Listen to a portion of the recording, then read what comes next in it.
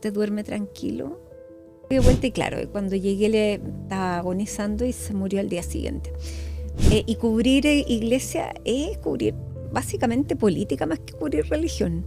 Y ahí, como era mujer de Sudamérica, tenía como todos los sesgos de minoría, se destaparon todos los abusos y bueno, y fue Benedicto el que empezó a levantar el tema de las investigaciones. La noche en que se muere Juan Pablo II, él manda a investigar a los legionarios de Cristo a México, a que había atribuido el fracaso de su visita y que porque no le había creído a las víctimas. Bueno, pero por lo menos hubo manifestaciones grandes, multitudinarias y además muy públicas, porque las visitas del Papa siempre se cubrían en todas partes, entonces tuvo una difusión muy grande que llegara durante la dictadura de Augusto Pinochet a Chile. Terminé siendo agnóstica. Se convirtió en un líder tal vez antagónico a los líderes que hay hoy día.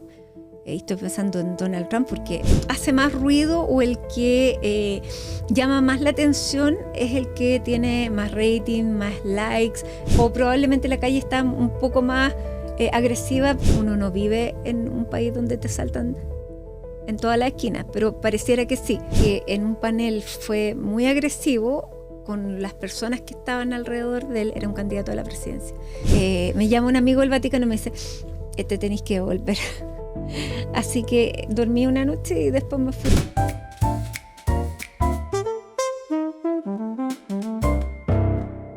Kapuściński, poeta, ensayista y sobre todo periodista polaco, decía que para ser un buen periodista había que ser buena persona. Y hoy día tenemos en el estudio a una muy buena periodista y mejor persona, con un palmarés gigantesco, premiada en su historial de periodista y con una carrera muy dilatada. Dilatada porque empezó joven, no porque tenga muchos años. Una mezcla. Tenemos el privilegio hoy día de presentarles a Matilde Burgos. Eduardo, hola Mati, ¿cómo estás? Muy bien, muchísimas gracias por esa tremenda presentación que me hiciste. Así que muchas gracias, feliz de estar aquí porque me encanta conversar además. Oye Mati, ¿qué se siente ser entrevistada y no entrevistar? Una cosa bien rara porque uno está acostumbrado a hacer las preguntas y no a contestarlas. Entonces aquí me vine a someter. ¿Cómo empezaste con esto del periodismo? ¿Desde pequeñas tenías clara tu vocación? ¿Cómo fue? Desde los 6 años, imagínate lo perna. 6 años. Yo pedí una máquina de escribir de regalo. Sí. Para un cumpleaños y me encantaba escribir. Escribía diarios de vida, escribía cuentos. Pero yo quería ser periodista porque a mí me gustaba estar como en la mitad de las cosas. O sea, como que las cosas no me pasaran por el lado, sino que como ir y conocer. Yo quería conocer el mundo, esa era mi imagen y que lo podía hacer siendo periodista, así conocerlo todo, desde lo mejor hasta lo peor. Y así se fue desarrollando. Primero, claro, partí con esta cosa de que me gustaba escribir, pero después, paulatinamente, estar en la mitad donde las cosas estén pasando. ¿Tenías algún referente como periodista?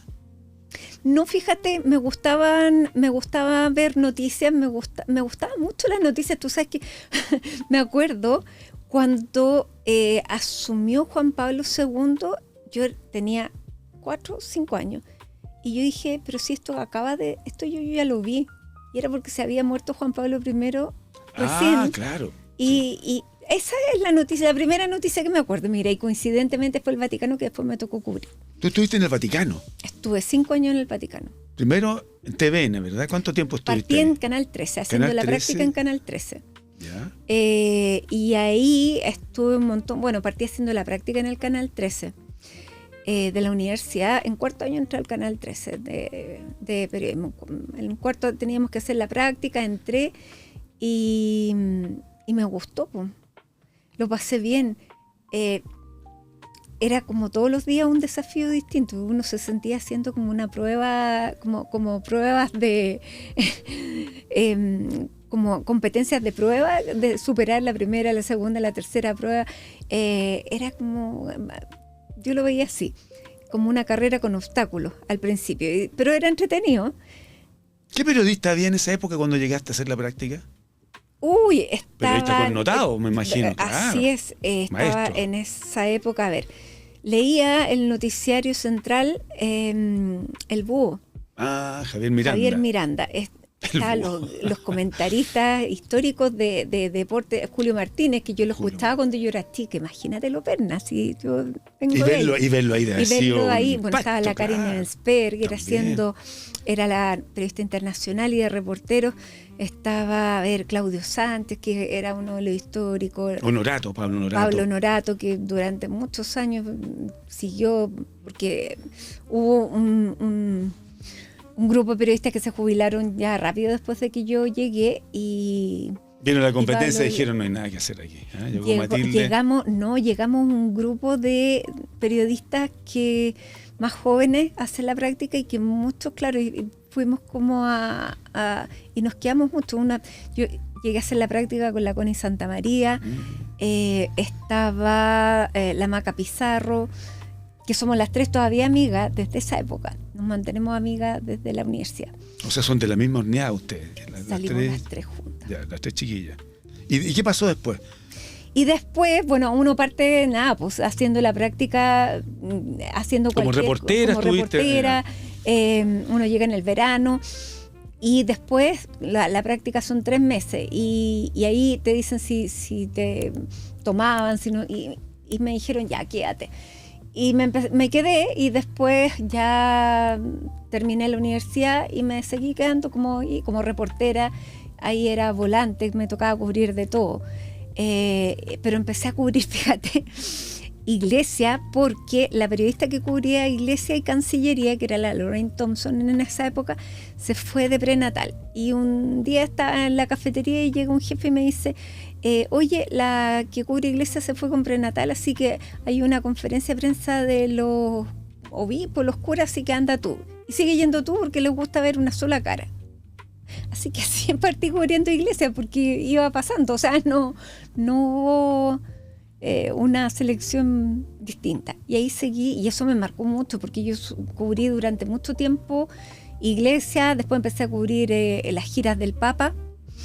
Eso cuando ya estaba en el Vaticano. No, estaba en Santiago. Ah. Porque el Canal 13 cubría mucho todas las cosas que hacía la Todas las Iglesia actividades y de la Juan Pablo Iglesia, II, claro. que en esa época también era otro tiempo de la Iglesia, era Juan Pablo II era rockstar, entonces Sí. hacían todas las giras papales, el Canal 13 que además pertenecía a la Universidad Católica, tenía ahí una cuestión importante y cuando yo ya empecé a cubrir al Papa estaba mal de salud, entonces era como siempre hay que cubrirlo porque en algún minuto se puede morir.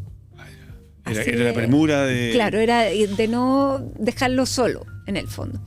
Así que eso. ¿Y cuándo fuiste después al Vaticano? Y después cuando fui al Vaticano fui el 2006, llegué a Roma. ¿Había fallecido ya? ¿O estaba por fallecer, no es cierto? Había fallecido Juan Pablo ya. II. Bueno, y en esa época, claro, me tocó ir muchas veces al Vaticano. Cuando se enfermó Juan Pablo II me mandaron, cuando lo internaron en el Gemelli, estuve un mes, volví, porque yo dije, pues este Papa seguir ahí, mejorarse, pero uno no sabía, no se podía uno quedar. Y al día siguiente llego y me dicen... me llama un amigo del Vaticano y me dice, te tenéis que volver. Así que dormí una noche y después me fui de vuelta y claro, cuando llegué le estaba agonizando y se murió al día siguiente. Entonces eran coberturas largas y pesadas, pero bueno, entretenido porque uno ya va cubriendo, se va encontrando con la misma gente, te haces un grupo como de amigos y cubrir Iglesia es cubrir básicamente política más que cubrir religión. Porque en esa época, bueno, Juan Pablo II tuvo una influencia política bien trascendental. Sí. Y después, básicamente, va cambiando de manos. Si es un poder, también es un Estado, es una cosa bien... Más diplomática, en realidad. Claro, es bien especial que una iglesia sea además un Estado, una anomalía. ¿Y tú hablabas con el Papa? ¿Tenías esa oportunidad? Con Juan Pablo II no, porque... primero porque era un rockstar, estaba muy enfermo y un par de veces tuvimos la posibilidad de saludarlo, pero no más. Y después cuando llegué ya a cubrir a cubrir Vaticano fijo, que estuve 5 años, me tocó Benedicto, y con Benedicto me acreditaron en el avión papal. Entonces yo hacía todos los viajes con Benedicto arriba del avión. El primer viaje que me tocó fue a África. Fuimos a Camerún y Angola. Y ahí, como era mujer de Sudamérica, tenía como todos los sesgos de minoría, me eligieron para hacer una pregunta en la conferencia de prensa que hay una que hace el Papa en el viaje, en todo el viaje. Entonces uno postula con sus preguntas y la Secretaría de Estado te elige las preguntas. Y a mí me eligieron la pregunta más ñoña, pero le puedo preguntar al Papa, porque a Benedicto no era una cosa espontánea, no. No era muy carismático él tampoco. No era nada carismático, era un intelectual. Sí. Muy diferente a Juan Pablo II. Sí, muy distinto. Oye, y te tocó además todo el problema ahí de la iglesia cuando se destaparon una serie de... Se destaparon todos los abusos y bueno, y fue Benedicto el que empezó a levantar el tema de las investigaciones. Porque durante mucho tiempo en el papado Juan Pablo II, ya fuera porque él estaba enfermo, por quienes se rodeó, no se investigaba nada.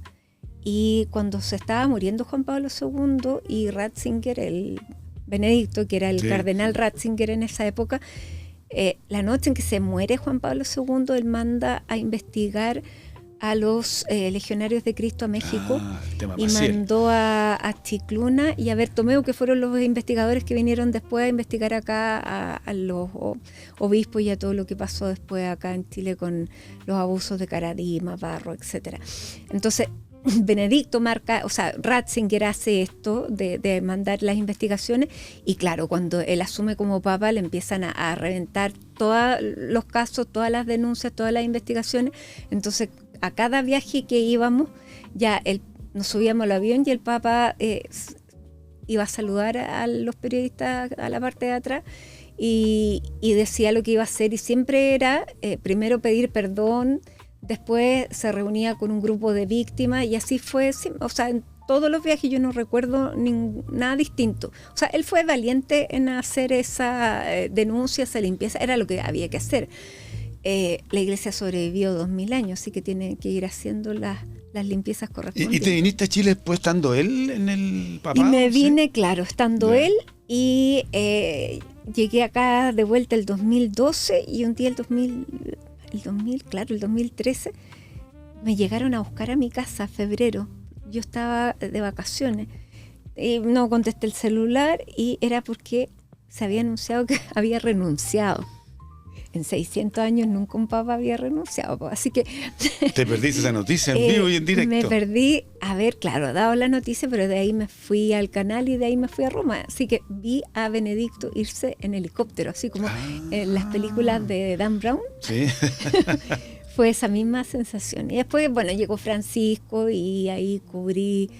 ¿Alcanzaste a cubrir con él también? Cubrí el cónclave donde eligieron a Francisco. Y después cubrí el viaje que hizo a Chile Francisco, en el avión papal. Que también hubo ciertas dificultades cuando estuvo Francisco. ¿Te acuerdas? Hubo más que dificultades, porque en esa época, olvídate el caso lo que estaba el caso Caradima, y que la iglesia se había hecho, digamos, los sordos, la vista gorda. Con la vista gorda con los denunciantes, porque claro, habían acogido las denuncias, pero nunca habían tenido un diálogo, nunca habían acogido a las víctimas, nunca habían reparado a las víctimas, sino que más bien las trataban casi como que querían hacerle un daño a la iglesia. Esa era como la visión en esa época. Y a uno de los encubridores de Caradima lo había nombrado obispo en Osorno. Entonces cuando Francisco viene, se encuentra con todo eso. Por lo tanto no era una visita muy popular, además en Chile se estaban empezando a conocer todos los casos de abuso, y yo me acuerdo que había muy poca gente en las calles. Fue una visita que fue muy distinta a la de Juan Pablo II. Fue radicalmente distinta, claro. No había prácticamente gente en las calles. Las misas que hubo, claro, el Parque O'Higgins en Santiago fue una misa multitudinaria, pero después fue a Temuco, y en la que no había nadie fue en la de Iquique, donde además hay una periodista de la Bio Bio le hace una pregunta de Barro y el Papa le increpa. Se molestó, le dice que cuando a él le lleven pruebas, él va a creer. Y a la vuelta porque después de esa escala en Iquique nos íbamos a Perú. Y ahí la visita en Perú fue extraordinaria desde el punto de vista multitudinario para la iglesia. Fue masiva, cariñosa. Todo lo que no había sido en Chile fue en Perú. Y la conferencia de prensa de ese viaje se hacía a la vuelta, o sea, volviendo a Roma. Y ahí, fíjate que he tenido suerte en la vida, porque me sortearon las preguntas y me gané la pregunta. De nuevo, mira. Y ahí, claro, ahí le pude preguntar en definitiva a qué había atribuido el fracaso de su visita y por qué no le había creído a las víctimas. ¿Y qué te contestó? Porque no me ha llegado la denuncia. Y le dije, ¿pero cómo no le ha llegado la denuncia? Le dije, no es una denuncia de abuso, sino que de encubrimiento de este obispo. Me dijo, yo estoy abierto a recibirla. Bueno, después siguieron otros periodistas y siguieron con el mismo tema, porque había sido, o sea, había sido tema en todas partes esta respuesta que había dado el Papa, porque en el fondo le estaba diciendo a todos los que habían denunciado, yo no les creo cuando me traigan las pruebas. Y fíjate que después de eso el Papa a las 2 semanas manda a estos 2 investigadores acá y se abren los casos y él termina reconociendo este error y termina llamando a las víctimas de Caradima, a las que no habían querido recibir cuando él había venido a Chile, las termina recibiendo una semana a cada uno en el Vaticano. O sea, aflojó posteriormente, pero le era costó, tosudo. Pero sí, le costó. Sí.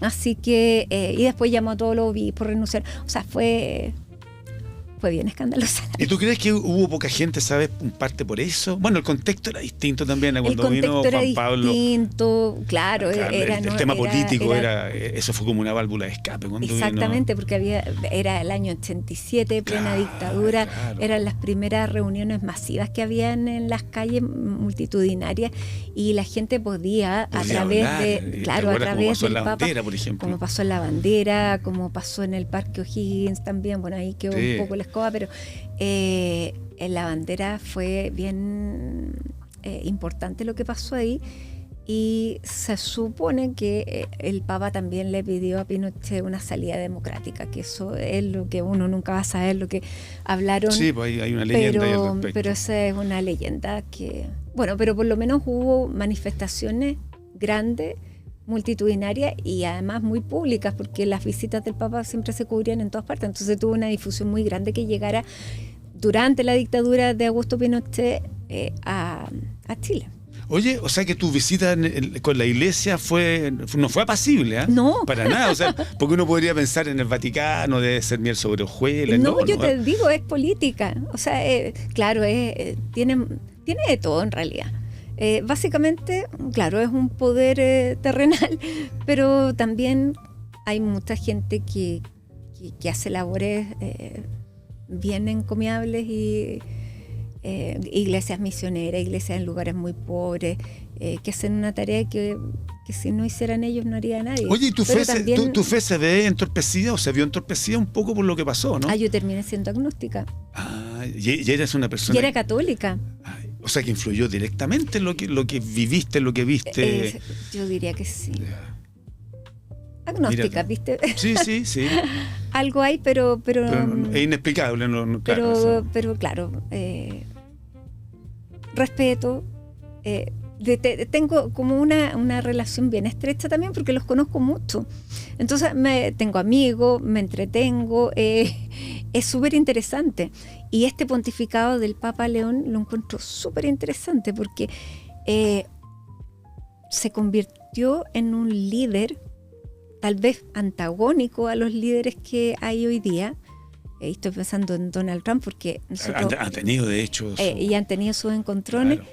Y el año pasado también me tocó cubrir ese cónclave y nadie pensaba que iba a ser un estadounidense, precisamente porque uno pensaba, o todos pensábamos, Estados Unidos no puede tener concentrado el poder y además tener papa, pero resultó siendo un papa que había vivido la mitad de su vida en Perú. Claro. y que era una figura que iba a ser antagónica a lo que era el presidente de Estados Unidos, y así lo ha demostrado. O sea, cada vez que tú vas a algo a la iglesia pasa algo. No, que uno va porque pasa algo. No Te sé qué mandan a será, no sé cubrir. qué será primero. Te mandan a cubrir. Pero lo encuentro súper interesante lo que está haciendo León. Esto de sacar esta encíclica Sobre la inteligencia artificial, y así haciéndole como el guiño a León XIII con la Rerum Novarum, que fue esta encíclica social a propósito de la revolución industrial. Claro. Esta es la revolución de la inteligencia artificial, que está cambiando la manera en que estamos viviendo. Y a propósito de la inteligencia artificial, ¿cómo se conlleva con el periodismo? ¿Cómo es la relación que tienen? Bueno, es que ya no nos damos cuenta, Eduardo, que todo prácticamente está mediado por la inteligencia artificial, y desde las noticias que uno abre, los portales donde si uno abre Twitter, Twitter sabe los temas que me interesan, entonces me va mostrando eso, si abro Netflix me aparecen las películas más o menos que yo ya he visto, y un montón de cosas. Entonces uno, para llegar a Campus Waze, claro. Entonces uno la usa mucho y no se da cuenta que los que están desarrollando estas inteligencias, como decía este Papa, no son neutrales, pues todos tienen un interés. Una intención detrás de esto, claro. Entonces esa prevención que hace, la encontré súper interesante. Que, poner la alerta de que esto no es tan inocente, que hay detrás intereses que ya ni siquiera son estados, los intereses que manejan lo que cada uno grupo, está pensando, ¿no? Sí. Claro, y dirigen los temas que van haciendo a través de las redes sociales, de todo lo que uno sigue, te van conduciendo tus intereses, más que entonces hay que poner atención. Oye, ¿y en qué pie está el periodismo hoy día? Te pregunto porque en realidad... El periodismo... Sí, porque, por ejemplo, hay como una mezcla con la farándula, con la exageración. Uno se pierde de repente. Que también, ¿sabéis que entra en esta misma lógica? Porque es como el que hace más ruido, o el que llama más la atención, es el que tiene más rating, más likes. Entonces, el más gritón probablemente genere mucha más atención. O el que muestre también más miseria, más violencia. Claro, o el que tenga un lenguaje más explosivo, el que haga la crítica más descarnada. Claro, eso distorsiona muchas veces las cosas, porque las conversaciones también... las más interesantes muchas veces, o las que son más seguidas, son las que son más polarizadas ante el discurso más radical. Eso vende. Eso vende, pero eso no es lo que está pasando en la calle, o probablemente la calle está un poco más agresiva precisamente por pero además, ¿qué es lo que está pasando en la calle? Porque eso es lo otro. Uno sabe de verdad lo que pasa. Todo depende de lo que se muestre, de la editorial. Claro, y como exactamente, como se tiende a mostrar, el periodismo lo que hace es mostrar las cosas que salen de la normalidad. Esas son las noticias, las que salen de la normalidad. Y claro, uno no vive en un país donde te saltan en todas las esquinas, pero pareciera que sí. Exactamente, claro. Claramente el país ha cambiado, y tenemos niveles de delincuencia, pero no es lo que a través de los medios uno pensaría que está ocurriendo en cada esquina, en todas partes. O sea, hoy día tú ves las noticias, el noticiero, y es terrible. Hay algunas que son ominosas, uno queda perplejo cuando lo ve, no te dan ganas de salir de la casa. Claro, y uno sale y te pueden pasar cosas, claro. Y uno hay que estar más atento, pero tampoco es que pasen permanentemente, no es claro. A mí me han hecho portonazos, ¿sí? Pero tampoco es que yo diga no está pasando nada, pasa, pero también pasan otras cosas. Falta el equilibrio. Falta el equilibrio. Y yo encuentro que claro, que el periodismo es fundamental porque es lo que media entre lo que está pasando, que tú no puedes estar en todas partes con todas las antenas puestas, sino que se supone que hay un mediador que te va a contar más o menos equilibradamente lo que tú te estás perdiendo o lo que tú no estás viendo todo el rato porque estás con tus cosas, estás trabajando y necesitas saber, porque necesitas tomar decisiones, necesitas saber efectivamente cada una de las cosas que tú decides. Necesitas información, por eso que es tan importante. Ya hay muchos pseudo periodistas también. Hoy día potencialmente sí, cualquier persona es periodista. Cualquier persona puede ser claro. Toma el celular, graba un comunicador. Un comunicador, claro. Pero por eso que hay que filtrar, hacer chequeo, y eso lo hacen los periodistas. Es complicado, ¿eh? Es muy difícil. Sí, y bueno, y ahora con la inteligencia artificial también es un desafío bien grande, porque con la inteligencia artificial tú puedes crear realidades que muchas veces no eres capaz de distinguir si es verdad o no es verdad. Entonces eso nos plantea un desafío tremendo. Es bien dramático, claro, uno no sabe, de repente se ve una imagen de algo que está ocurrió. Tú tienes que estar muy agudo en tu percepción. Por ejemplo, hay estas estafas a través de redes sociales, que de repente tú abres una página y te puede aparecer un video con 2 personas que te invitan a hacer una inversión, y tú dices, yo le creo porque este es un periodista que es respetado, no sé qué, con otra persona que más o menos también tiene credibilidad, y resulta que usaron la inteligencia artificial y pusieron en boca de una persona algo que efectivamente jamás dijo. Claro. Y es muy difícil, y te lo digo porque me ha pasado 2 veces en que me han puesto a mí, claro, haciendo entrevistas sobre métodos para ganar dinero. Entonces, qué bueno saberlo. Una vez aparecí con el senador en esa época, el año pasado, con Ricardo Lagos Weber, en que yo le hacía una entrevista que sacaron la imagen de una entrevista real que le hice. O sea, la entrevista ocurrió, pero yo no dije lo que aparecí eran diciendo con mi voz, porque estaba súper bien hecho. Yo aparecía con mi voz, modulando con el movimiento de la boca. Ricardo Lagos Weber también coincidía perfectamente con la forma de hablar de él, todo. Claro. Y este año me apareció otra con el ex fiscal Gajardo. Entonces uno dice, ya, mirando el lado positivo, somos creíbles. Claro, eso sí. Qué tremendo, qué impactante. Oye, Matilde, tú eres una persona que toda la vida ha entrevistado. Sí. ¿Verdad? ¿Cómo te preparas para entrevistar a alguien? ¿Qué haces tú? Me preparo mucho, sobre todo para los programas de entrevista, que son más perfiles humanos. Entonces, reporteo la historia de las personas, lo que han hecho, lo que han dicho, los temas que les interesan. Pregunto, hablo con amigos, hablo con familiares, con no tan amigos, y así... No con el entrevistado antes, no es cierto? No. Ya. Veo entrevistas de las personas a las que voy a entrevistar para ver cómo son su modo de hablar, sus pausas, irlo conociendo. Muchas veces paso el fin de semana entero mirando cosas, entonces llego a entrevistar a alguien y es como si hubiera estado todo el fin de semana con él. Entonces me resulta muy familiar, y eso puede que también ayude. Eso. Y las entrevistas que son todos los días de contingencia, uno se tiene que preparar en los temas. Oye, y a mí me pone incómodo a veces cuando veo que entrevistan a alguien y le hacen preguntas incisivas. ¿Eso es natural? ¿No te genera ningún inconveniente?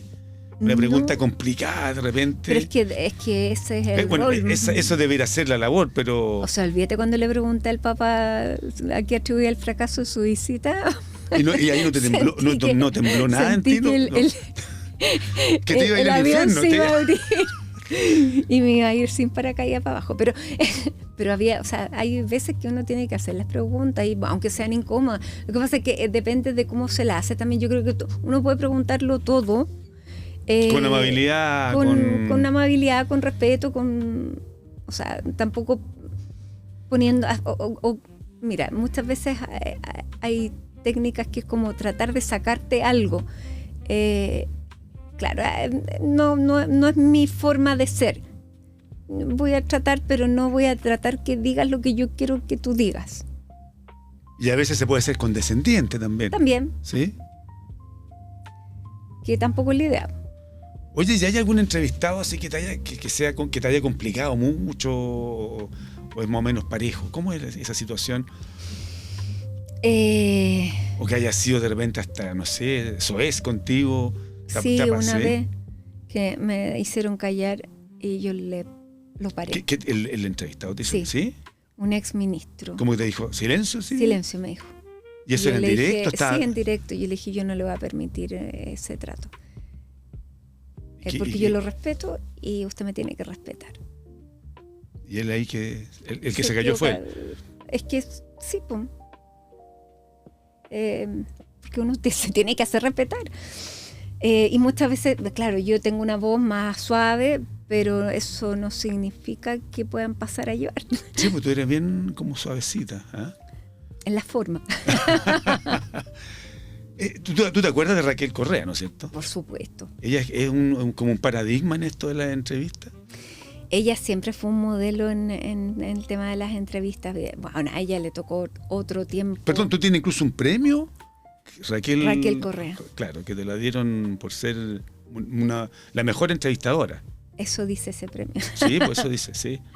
Y ella era un referente, por cierto. Claro, ella le tocó otro tiempo. Sí, un tiempo bien complejo. Le tocó un tiempo súper complejo. Le tocó además medios que todavía eran muy rígidos y un tiempo político muy difícil. Era dictadura, saliendo de la dictadura. Entonces había que saber hacer las preguntas con cuidado, con respeto, pero había que sacar información y no ser condescendiente. Cuando ella le pregunta a Carlos Cardón, creo que fue, ¿qué se siente? ¿Usted duerme tranquilo? Fue porque era fabricante de armas. Sí, claro. O con Manuel Contreras, o sea, eran personajes difíciles. No, incluso yo recuerdo con Ricardo Lagos, ¿te acuerdas cuando También, Ricardo Lagos se salió claro, del... y ella estaba de muerte porque pensaba que era lo peor que le podría haber pasado al programa y perder el control de la entrevista. ¿Te pasa a ti eso de repente como el temor a perder el control? ¿O no debe haber control? No, pues sí tiene que haber ¿Sí? control, si uno es el anfitrión. Y uno no puede permitir ciertas cosas. Me pasó también con otro entrevistado, que en un panel fue muy agresivo con las personas que estaban alrededor de él, era un candidato a la presidencia. Y también conmigo. También le tuve que volver a pedir respeto y que si no, se parara y que nos dejara a los que queríamos seguir conversando. Por eso que sí, uno tiene que mantener el control. Es difícil, ¿eh? Es difícil, pero no es tan usual que uno tenga que hacer eso. La gente todavía el otro día te vi, por ejemplo, con Marcel en una entrevista y él se emocionó. Sí. Recordó a su papá, la relación con el papá. Sí. ¿Qué pasa contigo ahí? ¿Qué pasa con él? También un momento complicado, me imagino. Porque uno es una conversación, entonces... Claro, Tienes que empatizar. Hay que empatizar.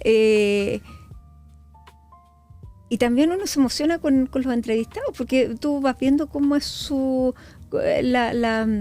reacciones en la entrevista, a lo que él se va emocionando. Entonces hay que, primero, claro, ir viendo hasta dónde llegar.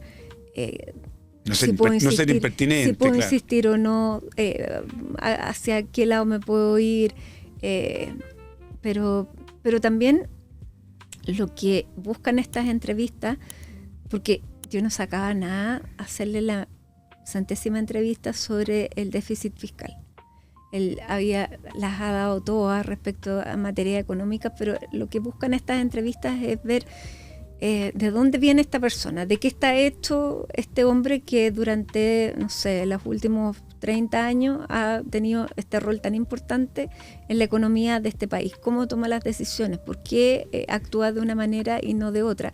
O sea, su padre era dueño al final de una pyme.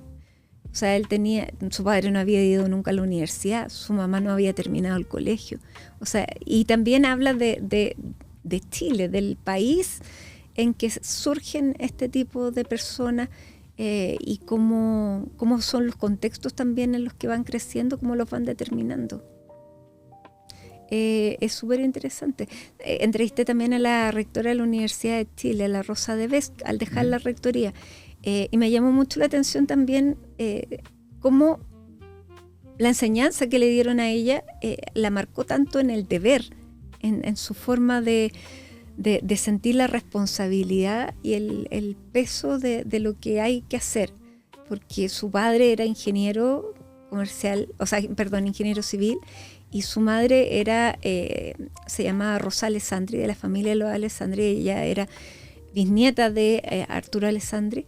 Entonces ella tiene como el peso de la república encima a través de la historia familiar, y no la iba a deshonrar siendo la primera mujer en 180 años que se convertía en la rectora de la Universidad de Chile. Entonces ahí tú vas entendiendo por qué ella, claro, toma la posición que toma, por qué dedicó toda su vida a la universidad, prácticamente con devoción y a tiempo completo. Oye, cuando se entrevista a alguien hay un equipo detrás de eso, ¿verdad? Hay un equipo técnico. Un equipo. ¿Quién elige a la persona que vas a entrevistar? Es que mira, ya en este programa yo ya llevo tantos años, ¿Ya? que yo voy eligiendo los entrevistados más o menos. O sea, tenemos un grupo, un productor, el editor de prensa de CNN, y hacemos una lista, pero la lista la propongo, y siempre hay ideas o personajes que van surgiendo o que te van diciendo, y bienvenidos sean. ¿En qué estás tú hoy día? ¿En qué estoy? ¿En qué estás tú? A ver, estoy en CNN, en este programa que tengo todos los días, que es de noticias, que se llama Hoy es Noticia, Sí. que parte a las 5 de la tarde, así que aprovecho para pasar el aviso, de 5 a 7:30 de la tarde todos los días. Siempre alcanzo a ver un pedacito de ese programa. Exactamente, y después el día domingo, que se dan a las 22 horas, las entrevistas de CNN Íntimo. A esa hora se estrena la entrevista, porque después tiene un montón de repeticiones. Y además saqué un podcast a propósito de esta encíclica del Papa, pero no hablamos de religión, sino que empezamos a hablar de todos los temas que este Papa nos puso a conversar a católicos y no católicos. Inteligencia artificial, migración, el trabajo, lo que está pasando con la inteligencia artificial y los puestos de trabajo, los sesgos que tienen los algoritmos. Entonces empecé a hablar con gente súper distinta, desde la gente que se dedica a hacer la inteligencia artificial hasta un filósofo como Daniel Mansui. ¿Qué es lo que más te gusta de tu profesión? A ver, me encanta estar conocer y haber conocido tantos lugares que yo sin esta profesión no habría podido. Estar donde las cosas pasan, poder conocer a tanta gente. Me encanta hacer entrevistas, pero también me gusta en la actualidad la contingencia, o sea, y cuando pasan cosas y uno no está, se muere porque te pican las manos por estar. Porque, no sé, pues si hay un terremoto, uno parte al canal. Si hay una emergencia grande, uno parte. Cuando capturaron a Maduro, partí, o sea, ahí no hay duda de que uno se tiene que... Cuando murió el presidente Piñera también. Entonces son cosas que a uno le gusta. Es una pasión también, Eduardo. ¿Sí? Sí, porque no tiene horario, porque uno le dedica mucho. Y te tiene que gustar mucho. Claro, porque frente a una contingencia, como dices tú, tienes que partir al canal, ¿eh? CNN actualmente. CNN actualmente. Y bueno, y cuando yo era corresponsal, nació mi hija, que tú conoces muy bien. Sí. Y yo vivía en Roma en esa época y tenía que arreglármela para poder dejar la guagüita. Y si me tenía que ir de Italia a otra parte, porque yo era corresponsal para Europa, tenía que tener como todo el circo funcionando para que las cosas pudieran coincidir. Entonces es una forma de vida para uno y para la familia. ¿Tú eres hija única? Yo soy hija única y repetí el error. ¿Cómo te habrá marcado eso? Uno no lo puede saber a ciencia cierta. No lo puede saber, claro. pero no sé, pues no me siento así como hija única, como la caricatura del hijo único, como caprichoso, como no, o sea, uno es más solitario, se tiene que que saber entretener solo, buscar. Por eso a lo mejor uno puede ser más para adentro en ciertas cosas y que te gusten cosas que a lo mejor no son. Tú tienes aspecto de ser po. bien matea, bien estudiosa. Pero las cosas que me gustan. Yo en la Eres muy universidad no selectiva. era. O sea, uno siempre elige lo que le gusta. O sea, en la universidad yo no era la mejor alumna. Pero las cosas que me gustaban me iba bien. ¿Sí? Sí. Oye, y a nivel internacional, ¿te gusta también todo, me imagino, comentarlo, estar al tanto? Es que es muy ¿Qué es lo que entretenido. opinas tú de lo que pasa en el mundo actualmente? Que estamos pasando por una época en que se acabó el mundo que conocíamos. Yo lo veo como un cambio epocal, porque las estructuras que conocíamos, los tipos de gobierno que existían, ya no existen, ya no. Lo que sustentaba como el consenso internacional ya no. Eso también se ha ido perdiendo. La globalización ha influido mucho en todo esto.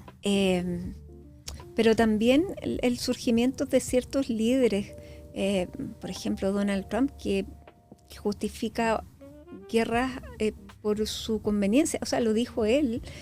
¿Cuál es su límite? Ya no es el derecho internacional, sino que es mi conciencia.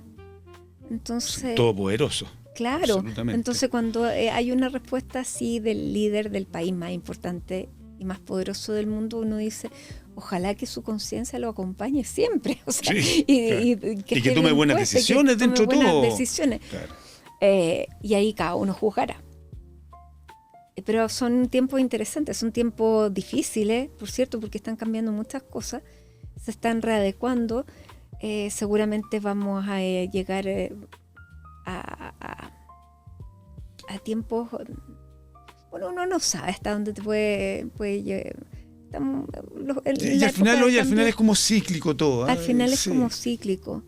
Pero uno dice, claro, el poder antes que estos acuerdos en que existía, que Naciones Unidas tenía un rol, que la gente, más o menos los acuerdos que se llegaban se respetaban, más o menos. Hoy día no. Y uno se pregunta, claro, para llegar a eso tuvieron que pasar 2 guerras mundiales. ¿Tendrá que pasar algo así para que nos volvamos a poner de acuerdo? No sé. ¿Qué pasa? Que si hubiera otro no habría posibilidad de No ponernos de sabríamos, acuerdo. dices tú. No podríamos ponernos de acuerdo, claro. Claro, no sé. Pero no es para ser ni pesimista ni optimista, es una cosa. No, es para estar súper atento. Por eso pero es importante que la gente tenga acceso a conocer efectivamente lo que está pasando, y por eso es importante el periodismo. Y el periodismo de buena calidad. Eso te iba a decir, el buen periodismo que te pueda guiar. El que te pueda, Porque, oye, que te pueda contar las cosas como están pasando, y uno tendrá el criterio para tomar las decisiones y juzgar sí o no, pero que por último sea veraz en la información que te da. Sí, porque hay tantos intereses creados de repente, porque hay gente que es idealista o que piensa que las cosas las ve monotemáticas y hay muchos matices en todo. Muchos matices. Entonces, Que es lo entretenido. es lo entretenido, pero al mismo tiempo lo desconcertante, porque el ser humano lo que quiere muchas veces es como cosas concretas. Bueno, sí. No le sirve lo que hablamos delante del poder controlar. Esto es incontrolable lo que ocurre. Y ahí hay que aprender a moverse. Oye, a nivel nacional, ¿cómo ves tú la situación? Fíjate que, a nivel nacional, el discurso político en los medios es mucho más pobre y agresivo de lo que es cuando se apagan las cámaras. Uno lo ve, si uno va al Congreso, ve gente conversando que jamás en la vida tú pensarías que se miran. Pero lamentablemente prenden una cámara y lo que sale, la imagen que sale es la descalificación. Entonces, pero eso también es porque ¿quién llama más la atención? El que dice la frase más estridente. O eso cuando te dicen, por ejemplo, no, yo digo la verdad, siempre a la cara, digo lo que pienso, cuando en realidad uno debe ser prudente con lo que dice. Claro. No es tan válido, me parece, esa expresión. Es verdad. El periodismo ha ido como evolucionando o involucionando en ese sentido, ¿ah? O la sociedad en general. La sociedad en general, Claro. y también, bueno, y depende también de los medios. porque hay programas políticos que tú ves que es una confrontación constante, que ahí no importa lo que digan. No es el argumento. No es el argumento. Es como lo dices, como lo defiendes. Claro, como... que es básicamente un show, pero Sí. es muy agresivo y descalificador. ¿Tú no estás de acuerdo con eso, me imagino? No, absolutamente no. ¿No participarías de un programa así, con esas características? No. No va con tu personalidad. No va con mi personalidad, con lo que creo, con lo que pienso que debe ser el periodismo. ¿Cuál sería tu sueño? Mi sueño, Eduardo. No que tengas sueños, sino que tu sueño. Difícil. Mi sueño, uno siempre quiere, no sé, ¿Te gustaría de repente, por ejemplo, tú tener más participación en el periodismo, en términos de que tú, editorial? O sea, yo en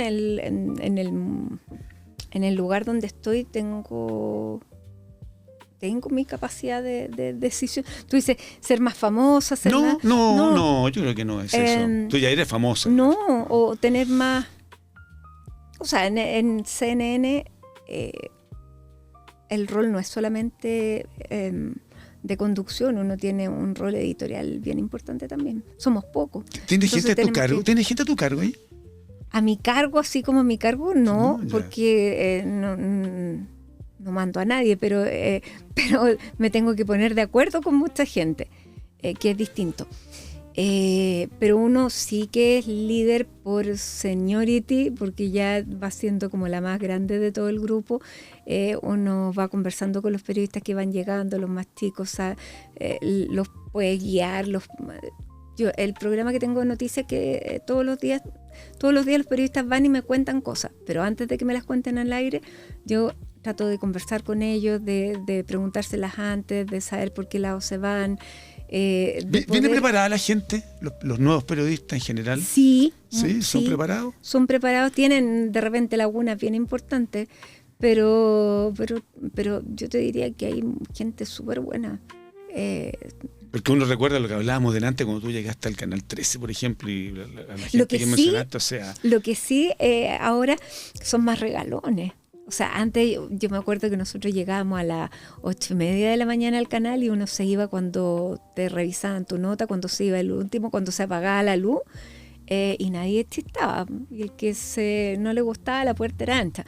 Ahora, eso puede ser también, bueno, está en la ley de las 40 horas, pero en general, no. O sea, te miran con mala cara si uno a las 4 de la tarde les dicen, oye, hay que ir a cubrir. Oye, pero si son las 4 de la tarde. ¿Y? Es que hay menos compromiso, yo también lo noto dentro de mi profesión, con mucha gente. Es que las generaciones van cambiando, Claro. Y también van valorando otras cosas. Probablemente el tiempo libre, la calidad de vida. Los cambios también. Los cambios también. En la época mía... la idea era estar toda la vida en el mismo lugar. Hoy Ahora día, no. estar un tiempo, emigrar, ir a otra parte, probar, Así es. hacer otras cosas. Y valorar la vida por sobre el trabajo, absolutamente. O sea, el trabajo es un paso, es trabajo. Y está bien que así sea, pero de repente, claro, si son las 4 de la tarde y pasó algo y no tenía que mandar porque te pusieron cara de pescado, da rabia. ¿Y tú tienes hora para tu familia? ¿Tienes Bueno, tiempo? es que el noticiero termina a las 7:30 y después de eso ya como que viene el prime, vienen noticias grabadas. Si hubiera algo, o sea, vienen programas más... Salvo que hubiera algo excepcional, como salvo decía que delante. hay algo excepcional, uno ahí tiene la disposición, pero ya tengo este horario más acotado. Por lo menos ya sé que después de las 7:30 me puedo ir a mi casa y está mi familia. Oye, ¿tú no haces clases? Hice clases, Ya. pero para ser buena profesora hay que estar bien encima de los alumnos. Sí. Hay que preparar las clases, tú sabes, hay que corregir y toma tiempo. Y no tengo, porque entre todo lo que hago en el canal, quita tiempo.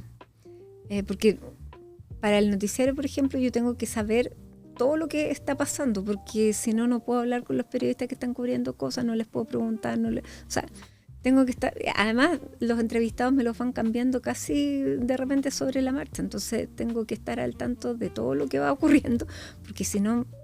Así que te doy las gracias, Matilde. No, te doy las gracias a ti, te quito Eduardo, por esta más conversación. tiempo. Un honor para mí haberte tenido acá. Así Gracias, que bueno, Eduardo. despedimos el capítulo de hoy día. Les doy las gracias, dejen su like y hasta una próxima oportunidad. Adiós.